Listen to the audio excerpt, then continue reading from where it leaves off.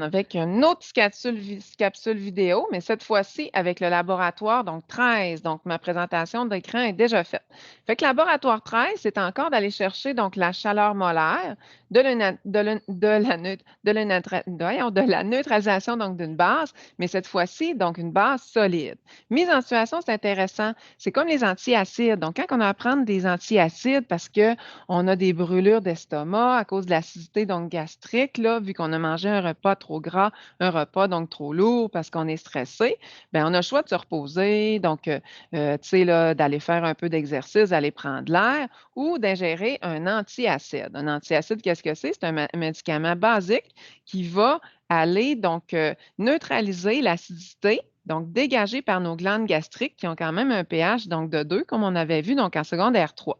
Fait que nous, le but, c'est qu'on veut savoir donc s'il va y avoir une différence entre l'utilisation donc d'un médicament avec une base, un antiacide solide, ou je préfère-tu acheter un antiacide, donc un médicament qui est liquide? Fait que notre but, c'est vraiment déterminer s'il existe une relation entre la chaleur molaire de neutralisation d'une solution d'acide chlorhydrique et l'état de la substance basique. Savoir si j'utilise une substance basique, donc solide ou liquide. Numéro 1, quelle est la variable indépendante? C'est l'état de la base. Numéro 2, la variable dépendante, ben, c'est la chaleur molaire, donc de neutralisation. Les autres variables qu'on doit contrôler, c'est le temps de réaction. Il faut que je me dépêche pour diminuer donc les pertes d'énergie. Puis les quantités donc de réactifs utilisés. Parce que là, tu sais, j'ai une base qui est solide. Fait que si j'ai une base qui est solide, ben, je vais m'assurer d'avoir la même concentration là, que la base là, qui est donc liquide. Je crois que, comme hypothèse, que la chaleur molaire de neutralisation de la solution d'acide chlorhydrique avec l'hydroxyde de sodium solide sera plus grande que celle qui est faite avec la base en solution aqueuse. Pourquoi? Bien, c'est parce que la dissolution de la neutralisation de l'hydroxyde de sodium, NaOH, dégage de l'énergie qui devrait s'additionner. Ah, on pense que là, il faut dissoudre la base qui donne une chaleur molaire. Puis en plus, il faut neutraliser donc cet acide-là, ce qui donne une autre chaleur molaire. Donc, on devrait avoir une variation d'enthalpie, un delta H vraiment plus haut. Fait que là, qu'est-ce qu'on va faire? Nous autres, là, HCl solide avec HCl liquide, pardon, excusez, avec NaOH liquide, on l'a déjà fait. Donc, dans le laboratoire précédent, le laboratoire 13. Tout ce qu'il nous reste à faire, c'est vraiment d'aller faire donc celui avec, on va inverser ces deux petites étapes-là. Tout ce qu'il nous reste à faire, c'est de le faire avec le NaOH qui est solide. Fait qu'est-ce qu'on va faire? Donc, dans notre calorimètre, on va commencer par aller mettre de l'eau. 50 millilitres d'eau, comme ça, donc ici. Je vais prendre la température initiale donc de mon eau avant de commencer donc la neutralisation. Ensuite, qu'est-ce que je vais faire? C'est que je vais aller rajouter donc 2 grammes, c'est écrit de l'autre côté en passant, là, 2 grammes de NaOH. Pourquoi 2 grammes? Ben, c'est parce que si je mets 2 grammes de NaOH dans 50 millilitres d'eau, je vais avoir 1 molaire. Là. Le but, là, c'est d'avoir une concentration de 1 molaire, autrement dit, une mole par litre, donc même concentration finalement là, que notre acide. Fait que j'envoie ça donc là-dedans. Je ne brasse pas tout de suite. Je mets mon couvert. Je vais aller chercher donc mon acide chlorhydrique. Hein, mon acide chlorhydrique qui est ici, là, que je vais aller mettre dans une autre couleur. Comme ça, mon 50 millilitres, fait que ça va monter avec mon HCl. Là, je ferme tout ça. Je brasse, je brasse, je brasse, je brasse. C'est des pastilles, hein, c'est solide. Fait qu'il faut que je brasse longtemps. Puis je note la température finale. Il va y avoir des petites choses là, à faire correctement. Mais sinon, là, c'est pas mal ça là, qu'on a à faire. Je vous le demande tantôt. Qu'est-ce qu'on a à utiliser? C'est qu'on va utiliser toujours la même base, le NaOH. Pour ce qui est donc du NaOH, ben, c'est sûr qu'une fois, ça va être aqueux, l'autre fois, ça va être solide. Fait que quand c'est aqueux, donc c'est 50 millilitres. Puis quand c'est solide, ben, on va prendre 2 grammes de NaOH plus 50 millilitres, je voulais mettre 1 millilitre d'eau. Et tout ça pour neutraliser 50, voyons, je mets de la misère avec mes millilitres, 50 donc, millilitres donc, d'acide. Bon, je vais noter ma température initiale au départ de mon eau. Ça, en passant, et ça, ces résultats-là, je les avais déjà pris dans le labo d'eau, ça fait que j'y recopie. Tout ce qui va me rester à faire, c'est d'aller chercher la température initiale et la température finale pour avoir donc la variation donc d'enthalpie de la solution d'acide HCl liquide que je vais mélanger avec la solution d'NaOH qui va être solide. Bon, je vous présente ça. Je me suis donc préparée. On va y aller en baissant donc ça ici pour que vous puissiez donc finalement donc voir. Fait que moi, je commence avec 50 millilitres d'eau. Bien là, c'est sûr que qu'est-ce que j'ai mis dans le fond dans mon cylindre gradué. Je vais aller me chercher donc une autre chose qui est vide. Donc ici, que j'ai mis dans mon cylindre gradué, ben ça provient de mon flacon laveur. Donc, c'est de l'eau donc distillée. Je vais aller prendre la température donc initiale de mon eau. Température pièce aujourd'hui, c'est de 23 finalement, donc degrés Celsius. Ensuite, il faut que je dissoue 2 grammes de pastilles. Là, 2 grammes de pastilles, là, il faut que je pèse ça dans un petit récipient. Je vais attendre que ça soit 0. C'est en petites pastilles, finalement, donc comme ça. Ça pogne dans un pain, c'est vraiment, vraiment fatigant. Puis vu que c'est quand même donc assez gros, donc comme pastille, c'est dur donc d'avoir 2 grammes, donc juste là. Tu sais, souvent, on va passer donc droit là. Oh, j'ai 2,05 grammes. Tu sais, je pourrais en casser une en deux, là, mais ça, c'est trop compliqué. Il ne faut vraiment pas y toucher avec nos mains parce que c'est des bases là, qui sont vraiment, vraiment, vraiment pures. Là, fait qu'on ne touche pas à ça et on referme tout de suite pour pas que ça prenne l'humidité. Parce que sinon, la technicienne, c'est tannant, ça pogne en pain, puis là, ils sont obligés là, des casser, là, comme genre de la cassonade là, qui pogne en pain. On envoie ça donc là-dedans, mais avant, on va aller mesurer 50 millilitres finalement de mon acide. J'y vais avec 50 millilitres de mon acide. Oh, j'avais une autre quantité donc d'acide ici que je vais aller chercher. J'avais un petit pot là, de réserve.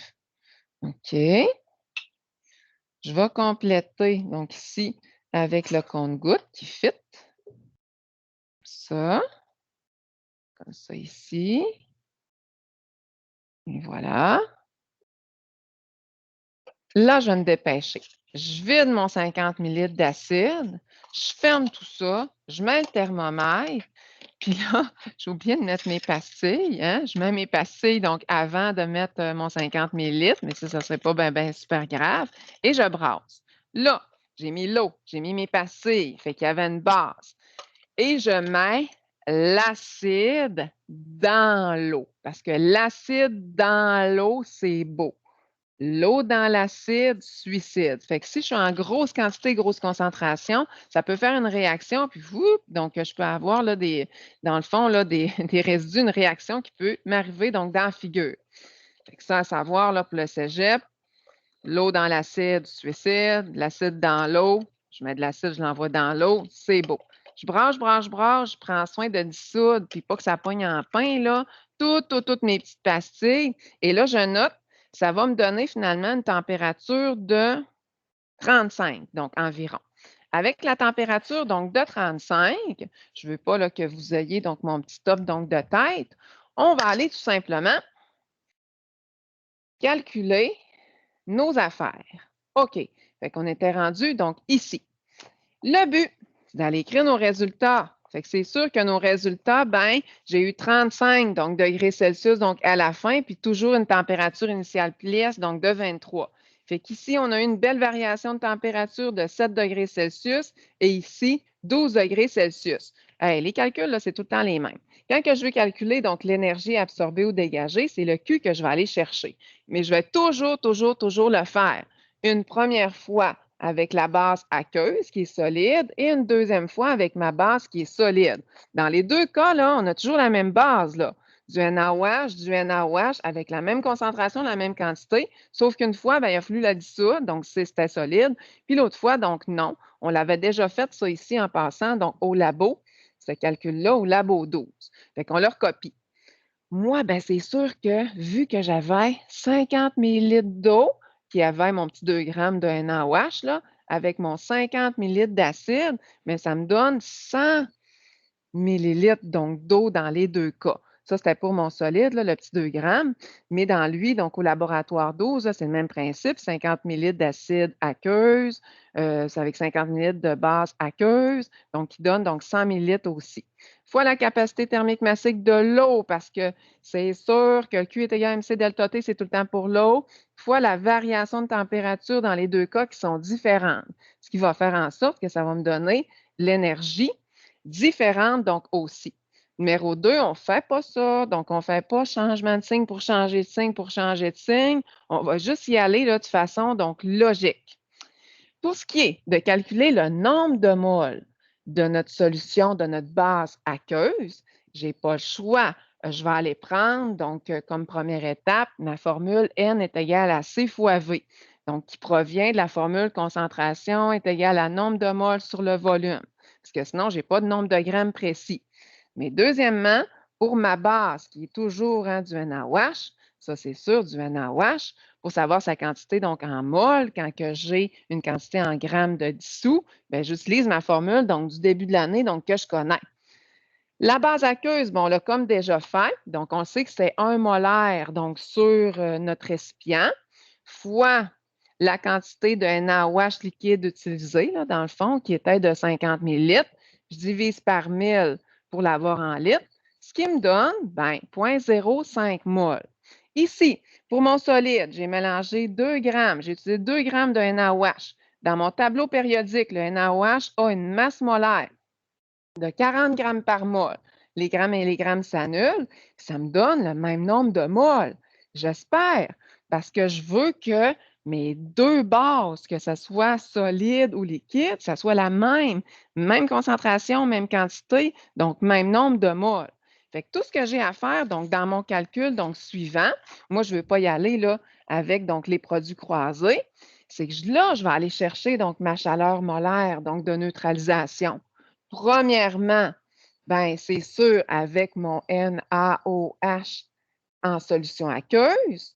Puis, deuxièmement, avec mon NaOH qui va être solide. Moi, je ne veux pas de produit croisé. Je vais vraiment utiliser donc, la formule donc, qui est ici. Fait que je vais prendre ma réponse de mon numéro 1 dans les deux cas, divisé par la réponse de mon numéro 3 que j'ai calculé, et ça va me donner ma quantité donc en joules par mol. Et le tour est joué. Je divise par 1000. Je divise par 1000 si je veux avoir ma réponse en kilojoules donc par mol. Donc, je n'ai pas le choix donc de diviser par 1000. Et à la fin, là, je mets mon signe. Pas là, je ne change pas de signe puis je ne mets pas des signes partout, là.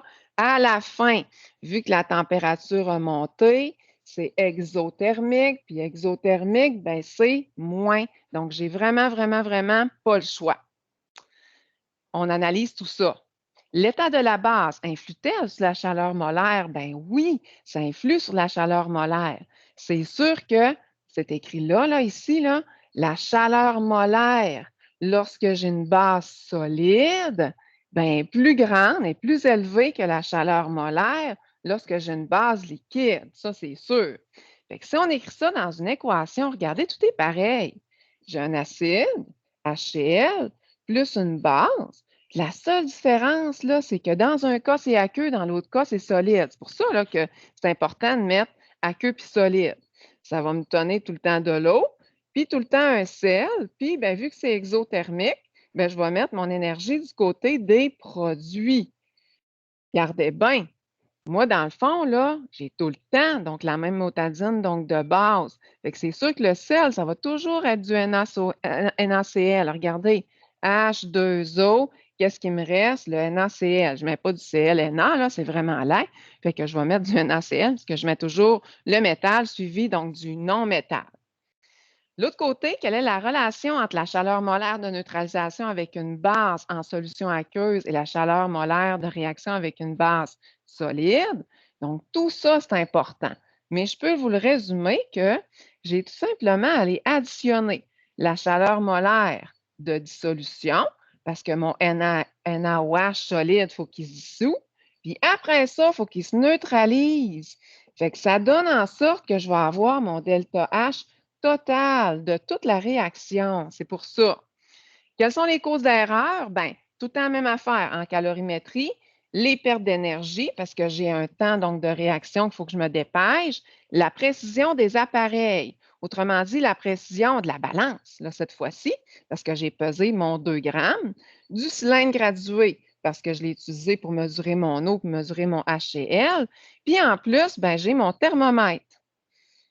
Thermomètre, pour avoir pris donc la température.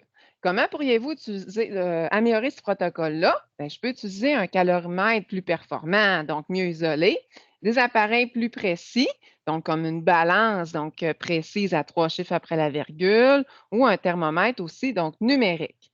Notre conclusion, je conclus que l'état de la substance influe, donc c'est sûr, sur la quantité d'énergie donc mise en jeu par la réaction, ce qui confirme donc mon hypothèse. Fait que finalement, l'état de la base influe-t-elle sur la mise en jeu lors de la réaction de neutralisation acido-basique? Il va falloir qu'ils ajustent leurs médicaments donc à la pharmacie? Bien, c'est sûr, parce que la réaction de neutralisation avec une base solide dégage plus d'énergie que celle donc avec une base en solution. Et ça fait finalement donc le tour de notre enregistrement. À la prochaine.